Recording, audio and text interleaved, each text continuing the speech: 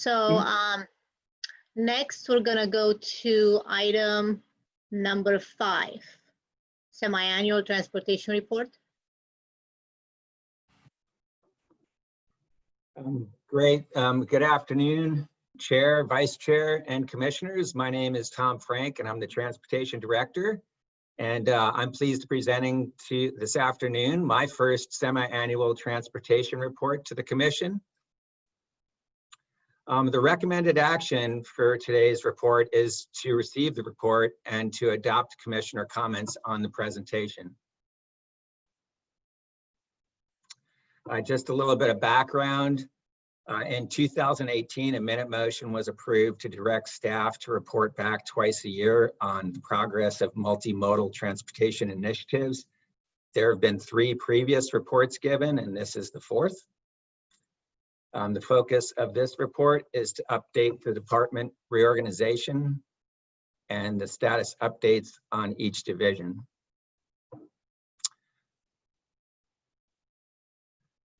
Oh, excuse me. So just a little bit of, I guess, overview on our organization chart.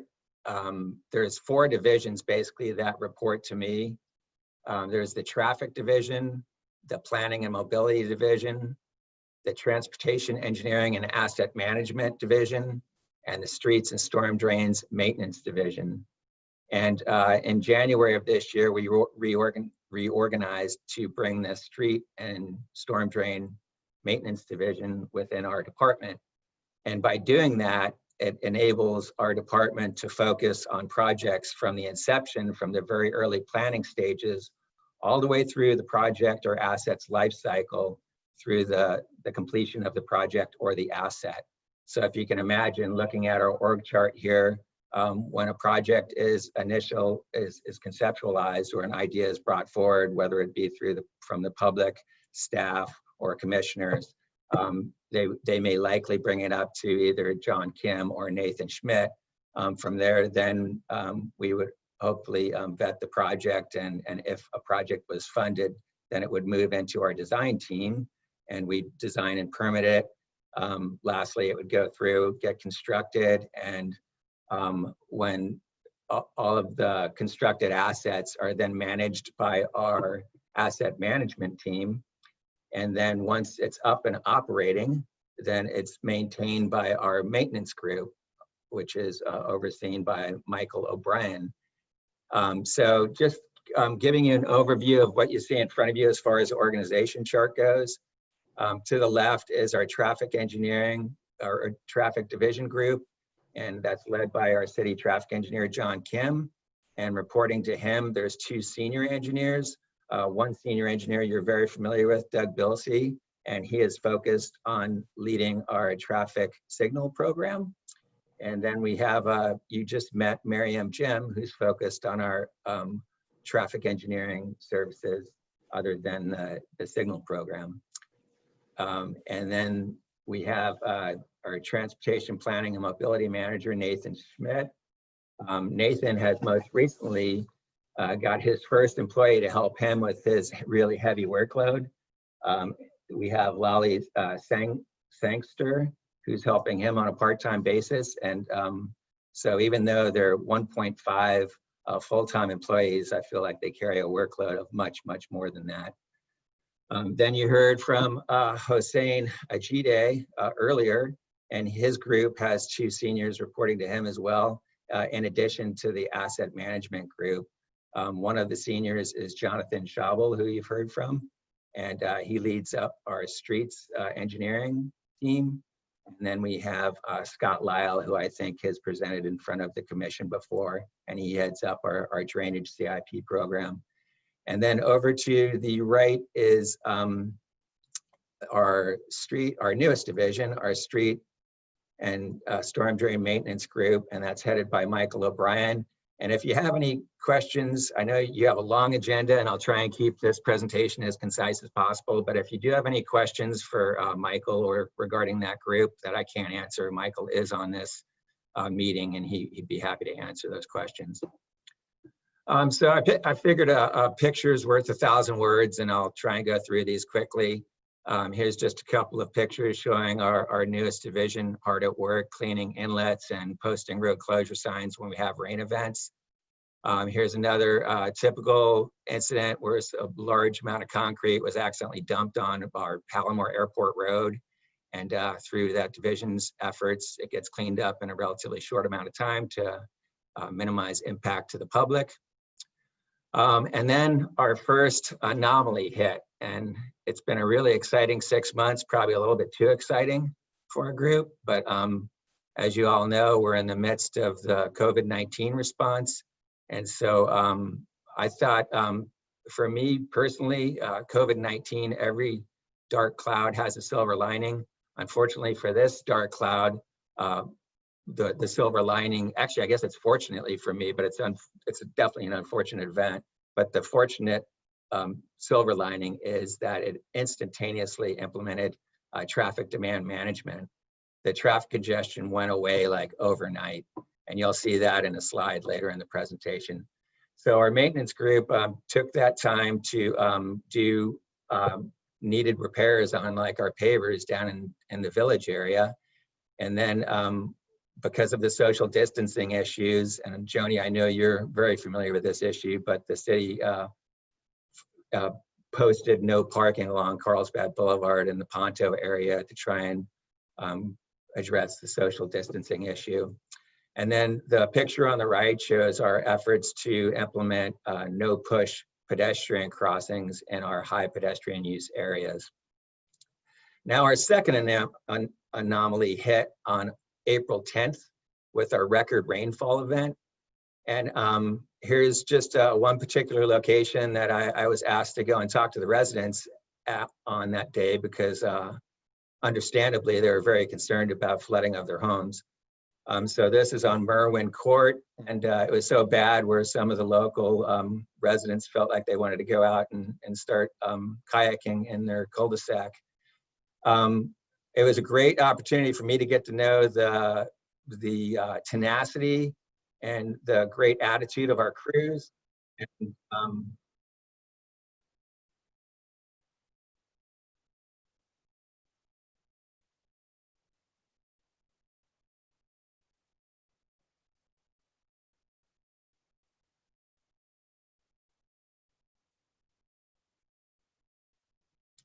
So the maintenance crew, they were out there well before lunch, probably 10 o'clock a.m., and they didn't leave until 11 that night, and they never gave up. They had a pump issue. They brought out a second pump, and they got the second pump running, as you saw, and they addressed it, and there, as a result, no homes were flooded, and we're now addressing the drainage issue in our engineering group. Then following that, of course, there's a follow-on items regarding cleanup.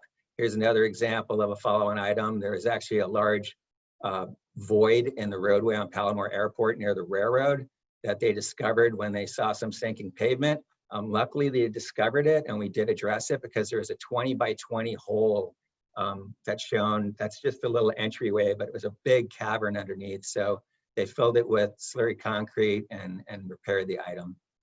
And then also because of the heavy rains we've been receiving, we have elevated water tables, so they're doing a lot of pothole repairs. Lastly, this is Clayton Dobbs, and he's in charge of our stormwater maintenance group. And this picture was included in the city manager's latest update, and our crews actually went out and they saved 4 ducklings and reunited them with their mother.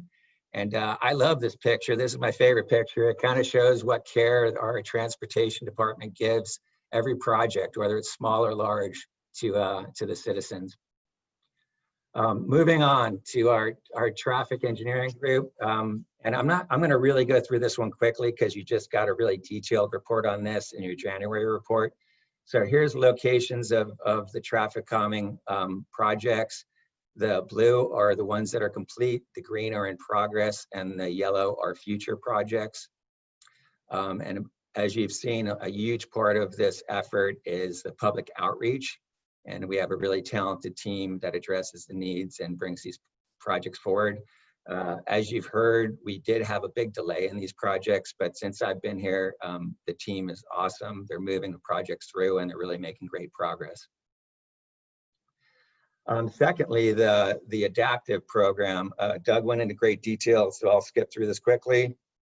Here are the 4 projects which Doug highlighted. And here's the update on the schedule, which I believe you've seen. We should have the adaptive corridors implemented by the end of summer, and we're planning to bring you a report by the end of the year. Lastly, our traffic signal systems are able to provide traffic volume data. And here's a graph which shows above the dark black line was the traffic volumes prior to COVID. And then they just dropped off as of, that says March 25th, if you can't read that on your screen. So it actually shows that there is like a 50 to 60% drop in traffic, which I'm sure you all experienced. That's very similar to the data we received from Sandag. This is information from Sandag, which shows that in the second week of April, the traffic volumes were dropping by 50% on the local freeways. Moving on to our transportation CIP and asset management group. I could spend a whole hour going through project status updates on that, but in respect for your time and the lengthy agenda, I included a project status update in Exhibit 2. So I'm going to leave it at that. I'm going to answer any questions. I know Hosein's on the call or the meeting as well, and he'd be happy to answer any questions. But we did receive a good comment from Commissioner Linke, and I did want to provide an update on the College Boulevard extension. And before I get into that, I did want to let the commission know that our goal as a department is to maximize public input and project vetting through your commission. So we do respect the work which you do, and I can't believe the amount of hours and the focus which your commission puts in, so I greatly appreciate that. Our goal on the CIP projects is to get the projects in front of your commission at the conceptual design level, so we can maximize your feedback and get that incorporated into the design process. So thank you for your efforts to date, and I really look forward to getting your valuable feedback. So regarding the College Boulevard extension, as you all know, because of the most recent presentation on May 5th, that City Council directed staff to pursue a city-led finance program planning and the environmental review for the construction of the College Boulevard extension, which would include the city undertaking preliminary design and engineering assessments. So right after that meeting, we held our first staff meeting to talk about steps moving forward. And those initial steps are to reach out to our as-needed consultants who are familiar with gap closure projects, and to get estimates of both the scope and magnitude of cost and timeframes involved in a project of this magnitude. Just as a sidebar note, I've been involved through the city of San Clemente, actually just for the city of San Clemente and some other cities as well, but for the city of San Clemente, I was the team point of contact for 3 gap closure projects, and so I've got familiarity with the gap closure or corridor extension project. And then I know Hosein does as well. And then of course the city does with the Poinsettia gap closure project. So to one point, it's very exciting to have this project on our hands. The challenge we're going to have is how do we prioritize this project and just make sure that it moves forward at a reasonable time frame. So the other point I wanted to make is that our scoping planning effort will include multiple and adequate public outreach opportunities, because I think right now we're tagged with designing a project which is basically virgin territory. It's like there's been some preliminary designs done, but it's basically up to the city and the community to decide what does that final roadway look like. And we want to make sure that that roadway segment is really serving the community needs. Lastly, I wanted to report to the commissioners that the item that was not a part of the motions as a part of city council, the last city council action, Actually, the motion was to bring back to City Council, and that was the deficiencies in the exemption determination for the 4 street facilities and expediting the capital improvement project number 6094.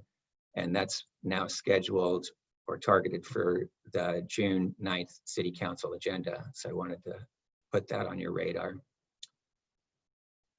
Then moving on to our last division.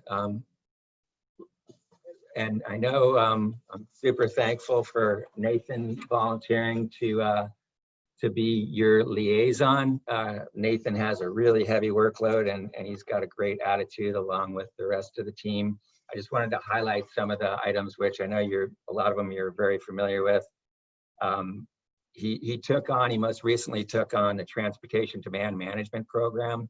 He's been working with David Graham and his group for the Economic Development Department, and that's a really cutting edge program, very innovative. He led and is leading the reassessment, or he's leading the effort to complete our sustainable mobility plan. He's managed the Carlsbad Connector on-demand shuttle service program and crafted options for the 2nd year of service. And he's preparing the draft FY 18 and 19 annual growth management monitoring report and presenting the draft MMLOS, which of course you heard for the first time tonight. And here's just a slide, of course, showing the sustainable mobility draft plan. The first meeting I thought went very well. I thought we have a good path forward, and the plan is to bring that back to the committee or to the commission in August. Here's our Carlsbad Connector program. And I think we all really appreciate data-driven decisions. I think this chart really shows the story. To the left of the chart is when the program was initiated. It's a very successful program. You've probably read and heard a lot about it. But when the COVID-19 pandemic hit, the demand, the ridership just went significantly down. So we've been working with our partners, NCTD and SANDAG, to have a path go forward. And I'm happy to report, we're still working out the details, but I'm happy to report it looks like the program will continue with NCTD taking a large role, and more details to come on that note. And here's a recent grant which the city has received. It's a local road safety plan grant, and the purpose is to conduct a citywide systematic collision analysis. So again, we can have more a comprehensive data-driven safety plan, and we can make decisions accordingly. The total budget is $80,000 with $72,000 coming from a grant. And this planning effort, or this data collection, is actually a precursor to the Highway Safety Improvement Program grant opportunities, and that is a significant grant opportunity for Carlsbad and other cities in California.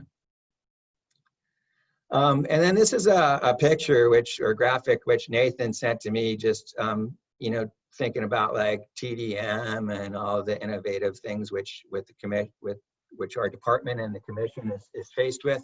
And at first I was like, oh, that's kind of futuristic. And then I was looking at it, I'm like, that's kind of commonplace actually today. It's got like electric and EVs and electric bikes and some whatever they're called, the stand-up scooters. But in reality, there's a lot more electric stuff out there. And it's really within the last 5 years, like I've been in the mobility industry or the transportation industry for like 30 years, 35 years. But the last 5 years, the innovation and the level of change is just screaming ahead. So it's a really exciting time to be in the industry. So I think, yeah, it's just a really exciting time. I'm really excited to work with this group, and I'm really excited to work with the commission, and I'll try and move forward so we can get to the next item. The graphic in front of you is showing Google Maps, including the traffic data. And I just want you to remember this green on the freeways, because you're not going to be seeing that likely in the future. Unfortunately, when when the economy picks up and the workload picks up, we'll likely be experiencing congestion again. And I wanted to point out that our planning group and our traffic engineering group are very aware and conscious and focused on analyzing the commuter patterns. And so with the current highway construction and the widening going on from down in Cardiff at Manchester all the way through 78, when that's complete, which is targeted for the end of 2021, the commuter patterns are going to change. And that's going to cause some changes through Carlsbad. And unfortunately, the interchange at the 78 and I-5 is not scheduled for the foreseeable future. So I guess the end result, or what I'm getting at, is we're still going to have a lot of traffic pressure from the 78 that's trying to get from north of us, from the northeast of us, south on I-5, and that's going to cause some concerns and stuff and traffic management issues, which we are looking at and we will be addressing.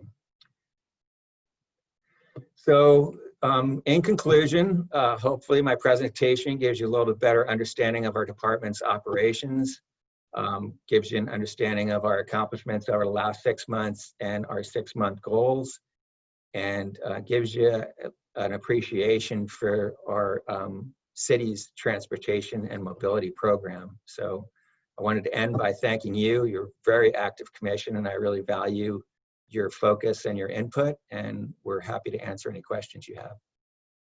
Thank you, Tom. That was a great. I do love the pictures, that's for sure, especially the kayaking part. That was really good. So thank you so much for the presentation. Let me see, make sure that I see all the commissioners.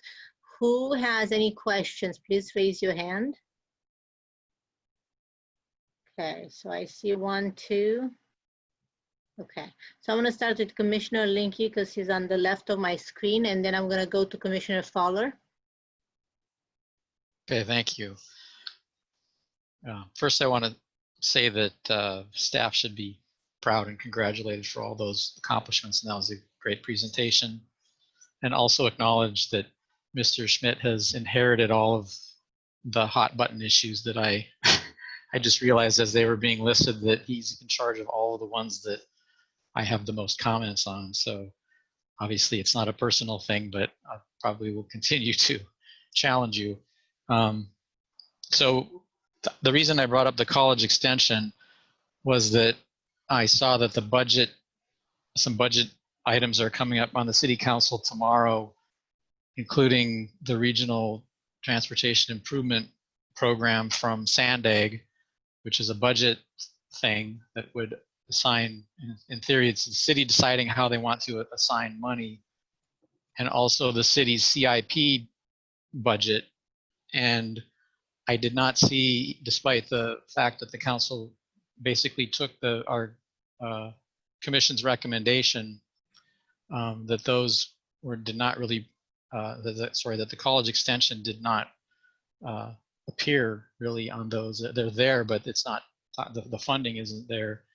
And then when I saw the 6-month future goals on the semi-annual transportation thing, and that we're talking about now, including the CIP status update, that it also didn't appear. So I appreciate the update you provided, but I'm just wondering, as I watched the city council meeting when that item was brought up, I saw a lot of, I thought, pushback from staff on doing that. And do we have an assurance that this is going to go forward as the council, or do you have any comments on any of the reasons why that it didn't appear in any of those documents?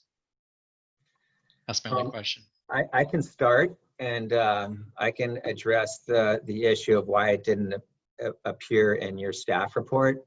And that was out of my, I basically missed it. It was, I've been working on this with my staff, and we've been creating Exhibit 2, and it's a very new project, or actually the focus, it's not a new project. The focus on it is relatively new. And I missed it. So I appreciate your comment on it. That was my miss.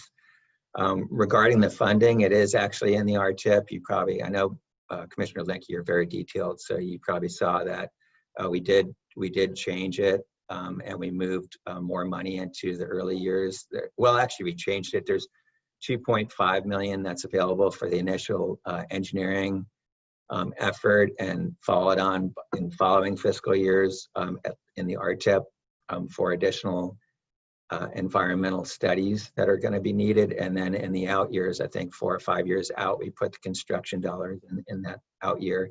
And as you probably know, the RTIP is not does not commit to city to fund projects in any way. It's basically a wish list for Sandag so that they can track projects, and it helps with their modeling efforts, but it doesn't commit the city. But we did include that money in next year's budget and the city CIP budget, so it is in there. So I can answer those 2 questions, and then the third, I don't know if Paz is still on the line. I can attempt to answer it. She's definitely more educated on the subject than I am. So Paz, let me see if she's still here. Actually, I gotta. On the line. Okay. Yes. So to address it, as Mr. Frank had said, we have been meeting internally and have taken council's direction with regards to moving forward with the College Boulevard extension, and have identified funding. As you may recall, there were funds that were available from the terraces project that the developer had provided. So that's part of the funding that we're looking at and identifying. So we are moving forward with that. With regards to the CIP project, because that is not, we're not requesting additional funding for that. That is what is being discussed in the CIP project, is if there are some existing projects right now that needed additional funding. For example, we have different funding sources in which we transfer from the general fund into the what's called the Infrastructure Replacement Fund, IRF, or the General Capital Construction, the GCC funding. And those are the things that we move forward with and present to City Council for their approval. And so that's pretty much it in a nutshell. And usually in the past, we present new projects that have either been directed by City Council to move forward with. In this particular case for the CIP budget, as will be discussed tomorrow, funding has been affected just like anything else within the coffers of the city of Carlsbad, whether it's property tax, sales tax, or what we call our transient occupancy tax. And so those are things that we take into consideration because we have to have a balanced budget. And so as a result, I think this is probably a record, but we can confirm that the proposal is only on one new CIP project that will be presented to council for their consideration tomorrow. However, the College Boulevard extension, as was mentioned, already has some funding that's associated with it, and we have other sources other than the general fund that we're taking into consideration. It was already in the project and in the program, so we're just moving forward with it from an execution perspective, not a request for additional appropriation. Does that answer your question, Commissioner Linke? Yeah, for now, that answers it. And I did want to just clarify, staff is moving forward with it. There's no hesitation whatsoever. Okay, I appreciate that. Thank you. If I had a comment to add in, it would be that maybe we could add that into the 6 months goals and the CIP project status update, and then also the report says that the draft evaluation manual has been completed, and we're going to deal with our work plan and soon here in a few minutes, and that's one of the things that's been on our work plan. So ideally for me, another 6 month goal would be for staff to present that evaluations manual to the commission in the next 6 months as well. So those 2 items would be nice to add to the 6 month goals. That's it. Thanks. Okay. Commissioner Fowler, you had a question? Yeah, thanks, Mr. Frank, for your great presentation. It was very informative. I do have a question about the College Boulevard gap closure, whatever, however you referred to it. I, I learned that from reading newspaper reports. I was not at the city council meeting or have watched it on video, that we were the commission strongly supported that. And in fact, there were 2 votes against. So maybe there was some typical kinds of journalistic not misrepresentation, but an idea that wasn't really evident in what was said at the council meeting. But nevertheless, what has interested me about this, and this is something that we can't really talk about because the lawyers have spoken, and that is this sort of idea that requiring developers to complete a street or some kind of facility is a de facto moratorium. So be it. Somebody will, if I hired a lawyer knowledgeable about these things, I could find out how that was worked out, but it's a given now because we're not lawyers, so be it. But my question to you is, and I'm very disappointed that we're spending $3 million or more than that to do engineering studies and things like that in anticipation that we're going to rush into this somehow. But so be it. But I'm wondering why it wouldn't be illegal for Carlsbad just to say, okay, we're not going to require that, but we're not going to pursue development of it either. I mean, the state can't compel us to build the street. With $3 million, that's a pretty good legal defense fund, right? We can just go to the state and say, you build it. You want to build it, you build it, or something along that line. So there's this rush away from a principle of our growth management program that developers have to pay for facilities and things like that. Now, you argue that maybe a street is a little different and so forth, but I don't think there's anything wrong with understanding, taking the toughest answer to that kind of question. So that's my question to you. Couldn't the city just say, well, great, we're just not going to build it, and then there you have it.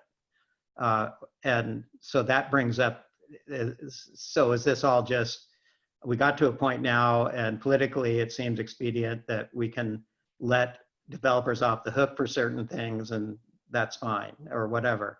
So could we just say, no, we're just not, that's fine, we'll just not build it. Is that a possibility? May I take that? Absolutely, thank you. Thank you. Actually, the fact that we haven't built it to this point, by default, I think the answer has already been no at this point, and the fact that the property owners had not coalesced a way forward up to this point, and during a meeting in October of last year had informed us that they were not planning on moving forward. So by default, the answer had been that no, we weren't moving forward and it wasn't going to get built. So I think that was where we were at that time in October. And I just wanted to clarify that they're not getting off the hook. So the developers that would be constructing in that area in Zone 15 will still be accountable for the portion that they will be affected by, right? So that's something where when we say that it's a city-led effort, it isn't a completely city-funded effort. And so those are the things that will be taken into consideration as part of the preliminary engineering and assessment. And at the time, as we had described, the 30 million is an approximate number. It could range anywhere from 20 to 40. We don't know at this point in time how much it would cost. It was estimated to be $12 million for, oh goodness, 16 years, as I recall. So we are trying to get a better understanding of what the engineering assessment would be, and it would be the preliminary design. And there are many things that have changed in the last several years, such as stormwater requirements, et cetera, not to mention the real estate that would have to be purchased and the mitigation and things along those lines. So this will get us to a point to have a better way forward, and then determinations can be made at that time. So what we have agreed to do is to spend the money, and there's well over $1 million that had been set aside by a previous developer that constructed the terraces there at the intersection of College and El Camino Real, which is for the College Boulevard Extension project. So we can use that as well as other funding sources to move forward and initiate the process and become more informed and get more data, as we were mentioning earlier, for data-driven decision making. And then have a path forward on how long this will take, the preliminary design, and things along those lines. And then the reimbursement portion of it will be tied as well. So this is part of the financing program that our team, that the city will take a look at and then present to City Council. Just a quick, so are you saying, you know, in some hypothetical world, we could just not build it though? I mean, the state can't compel us to build it. Is that true? So the state is not making us build it. Okay. The decision was that City Council Right. directed staff to take a look, come back with a financing program for us to build it. It is part of our general plan, and so it's us within the city. The part about the state had to do with the moratorium that we previously had that was utilized in given zones to put a moratorium on building permits and development permits, et cetera, so that it would incentivize the property owners and the developers to get together and come up with a way forward. That tool is no longer available to us because of the changes with Senate Bill 330. So, okay, I didn't realize that Carlsbad actually had enacted moratoriums. Correct. Is that correct? And that's where that logic came from. It wasn't some legal theory or something like that. So, okay. An item that we already voted on, and we already had extensive discussion on. So Yeah, I think it deserves much more discussion. I mean, walking away from this issue right now, I'm not crazy about. So I am going to comment on that. Thank you. I understand, but at this point, the council already voted on it. Well, listen, I think that my colleague, Steve Linke, probably has more thoughts about it. And, you know, I think we received comments and letters and collateral from the city as members. And this is an interesting issue, and I'm going to discuss it. So I understand, Commissioner Fowler, but it's not Thank you. the agenda item. And because of that, we are not able to deeply discuss it unless the public knows we will discuss on the agenda. So that's well, we've been discussing it. I mean, okay. I mean, so what are you saying? we have to give the public a chance, like we did in the previous meetings when we voted. So you're saying, okay, with the bottom line, let's not waste time. You're saying that I should not be speaking about this. No, we did to a point that we cannot get deeply into it over something we already covered and we voted on and the council voted on. Okay, so you're saying that my discussion of this is out of order. If you want to keep going further on it, yes. Okay, well, I disagree with that. I think this is an issue that was brought up by Tom Frank, and but I will honor that. Thank you. Thank you, Commissioner Fowler. Do I have any other commissioners having any comments or questions for item 5? No?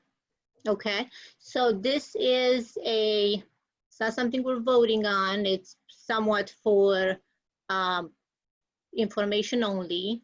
Mr. Frank do we have to do anything else other than what we did so far?